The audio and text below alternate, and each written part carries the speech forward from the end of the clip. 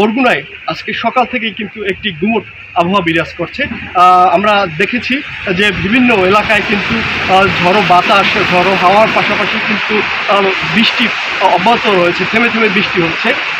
আমরা আরও দেখেছি জেলা প্রশাসনের পক্ষ থেকে সকল ধরনের প্রস্তুতি গ্রহণ করা হয়েছে। জেলা প্রশাসনের পক্ষ থেকে জানানো হয়েছে যে জেলার দুর্যোগ মোকাবেলার জন্য প্রায় 10,000 স্বেচ্ছাসেবক প্রস্তুত রাখা হয়েছে।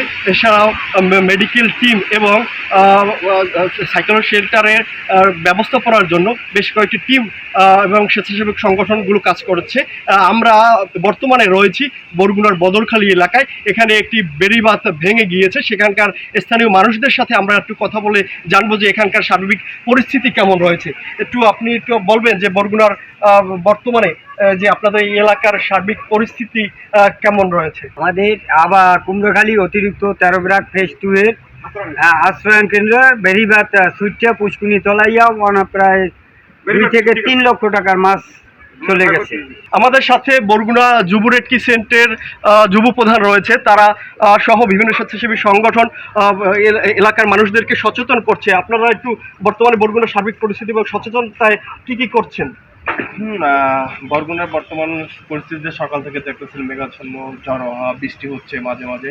তো এর বিষয় থেকে হচ্ছে আমরা আমাদের জায়গা থেকে হচ্ছে আমাদের বরগুনা সদর উপজেলা 10টা ইউনিয়ন পরিষদ, প্রত্যেকটা ইউনিয়নে আমাদের মাইকিং প্রচার চলমান প্রচার। আর তারপর হচ্ছে আমাদের পটকাখালী হচ্ছে একটা আশ্রয় কেন্দ্র আছে, সেটা আপনারা অবশ্যই অবগত আছেন। আর তারপর হচ্ছে এই কুমড়াখালী যে একটা বদরখালীর ভিতর আছে, এই দুইটা জায়গা হচ্ছে আমাদের স্পেশাল 2টা টিম কাজ করতে আছে যে অপসারণ করার জন্য, যে তাদেরকে তাদের মালামাল সহকারে তাদেরকে নির্দিষ্ট আশ্রয় কেন্দ্রে যেন পৌঁছে দিতে পারি।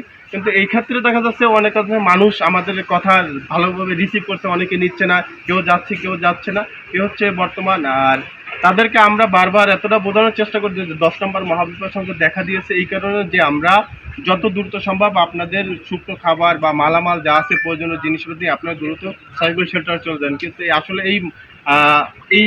এইসব অঞ্চলের মানুষগুলো এই মেসেজগুলো বারবার নিতে যাচ্ছে না। কারণ হচ্ছে যে কিছুদিন আগে যে আমাদের একটা ঘূর্ণিঝড় ইফেক্টের কারণে যে 10 নম্বর মহাবিপদের সংকট থাকাকালীন অবস্থায় তাদেরকে বরগুনায় তেমন কোনো ক্ষয়ক্ষতি হয় না। এই কারণে হচ্ছে এইবারে 10 নম্বর মহাবিপদের সংকট দেখা দেওয়া পর্যন্ত আসলে মানুষজন তাদের ঘর ছেড়ে সাইকেল শেল্টারে যাচ্ছে না। আমাদের সাথে উন্নয়ন সংস্থা জাগনারীর স্বেচ্ছাসেবক রয়েছে। তারাও বিভিন্ন সরকারি বেসরকারি সংস্থার সাথে তারাও স্বেচ্ছাসেবী কার্যক্রম অব্যাহত রেখেছে। আমরা একটু জানতে চাইবো আপনারা বর্তমানে এই যে বরগুনার যে আবহাওয়া যে বিরাজ করছে তাতে কেমন ধরনের প্রচারণা চালাচ্ছেন এবং মানুষের ভিতরে কি ধরনের অবস্থা বিরাজ করছে?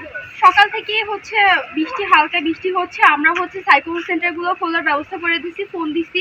এখানে স্কুলের দপ্তরি থাকে, ওনাদেরকে ফোন দিয়ে সাইক্লোন সেন্টার খোলা হয়েছে এবং ওইখানে কিছু মানুষ গেছে।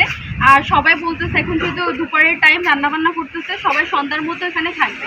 আর মুরব্বীরা কিছু চলে গেছে, বাচ্চাদের নেওয়া হয়েছে। আর হচ্ছে সন্ধ্যার আগে তারা সাইক্লোন সেন্টারে যাবে, তারা আর কি এখন বর্তমানে যাচ্ছে না। এলো খবরের কাগজ, নিখাদ, নির্ভীক, নিরপেক্ষ।